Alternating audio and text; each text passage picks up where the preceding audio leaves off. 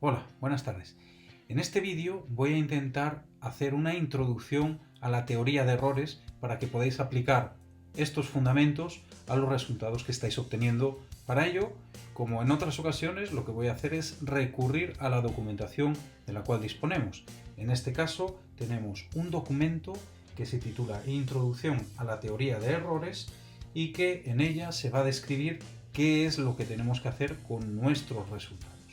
En el primer párrafo nos habla de los errores experimentales.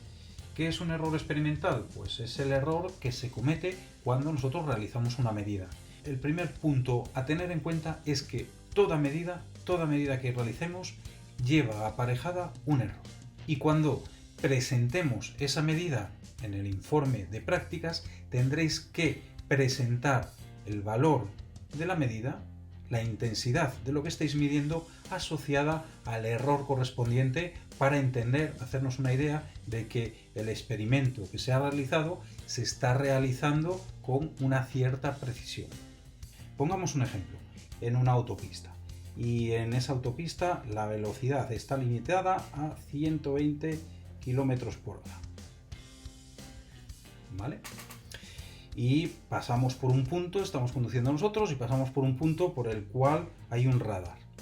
El aparato de medida que mide la velocidad de los coches tiene una incertidumbre y eso lo sabe el laboratorio encargado de la calibración y certificación de ese equipo.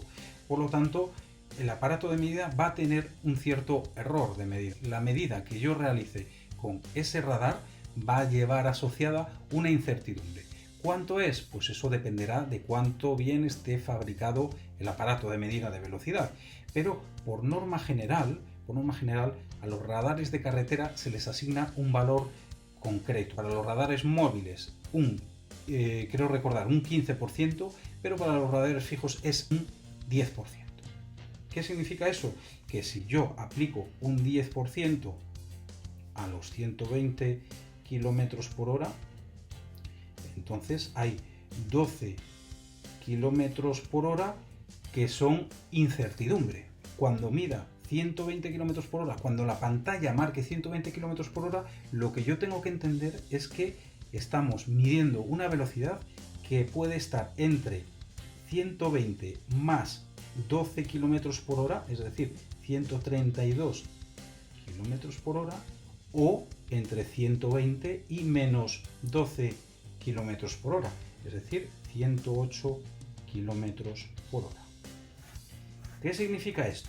Pues que si el aparato está bien calibrado para que salte con ese margen del 10%, si circulo a 130 km por hora, el radar no debería saltar.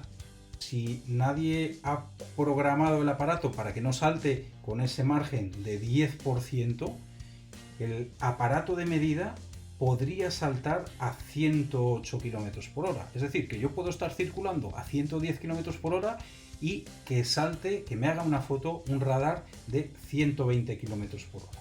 Eso es porque la incertidumbre de medida es tanto para arriba como para abajo. Y todos los aparatos de medida tienen incertidumbre. Por eso que cuando queramos recurrir a una multa, lo que tenemos que hacer es solicitar el certificado de calibración de ese equipo, de ese radar. ¿De acuerdo? Es más, ya eso creo que se envía directamente con las multas. Te envían la multa con la cantidad que tienes que pagar y adjunto te mandan la foto y el certificado de calibración del aparato. Hay que comprobar que el certificado de calibración es en vigor, eso es muy importante. Todos los equipos de ensayo tienen una deriva, eso significa que hoy miden una cosa y el año que viene miden otra, por eso hay que calibrarlos todos los años y el día que la desviación sea muy grande, pues ese equipo habrá que sustituirlo por otro. Ahora, es muy importante que cuando presentemos resultados, y en nuestro caso vamos a presentar nuestro resultado, el valor, el que sea X más menos el error cometido en esa medición, tanto el valor de la medida como su error tienen que ser coherentes. ¿Qué significa que sean coherentes? Pues que no pueden estar, por ejemplo, en diferentes unidades, pues no pueden estar en diferentes órdenes de magnitud.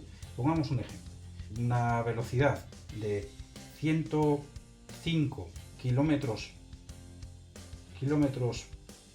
por hora más menos un error de 5 metros por segundo. Esto no es coherente. Es decir, esto puede darse, pero no podemos presentar estos resultados de esta manera. Tenemos que hacerlos coherentes. Las dos unidades tienen que estar en el mismo orden de magnitud o en las mismas unidades si se diese el caso de que no lo estuvieran. Otro valor.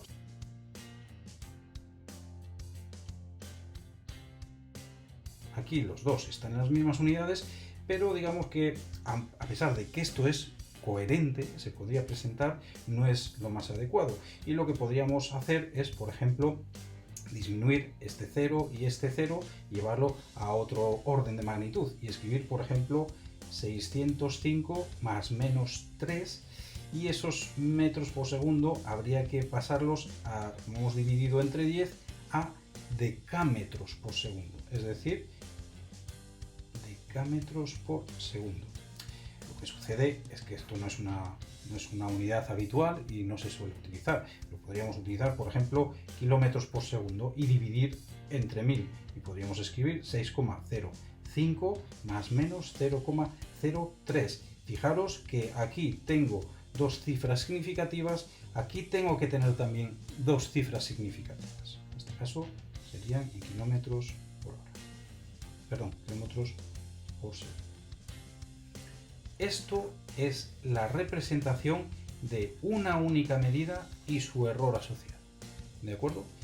Bien, pues lo que se suele hacer en el laboratorio o se suele hacer en cualquier investigación es realizar más de un número de mediciones, si esto es posible, para reducir el error que se está cometiendo. Entonces ahí ya entramos en la estadística. ¿Cómo valoramos el error que se está cometiendo cuando tenemos más de una medida del mismo suceso? Pues lo que hacemos es aplicar la teoría de Gauss.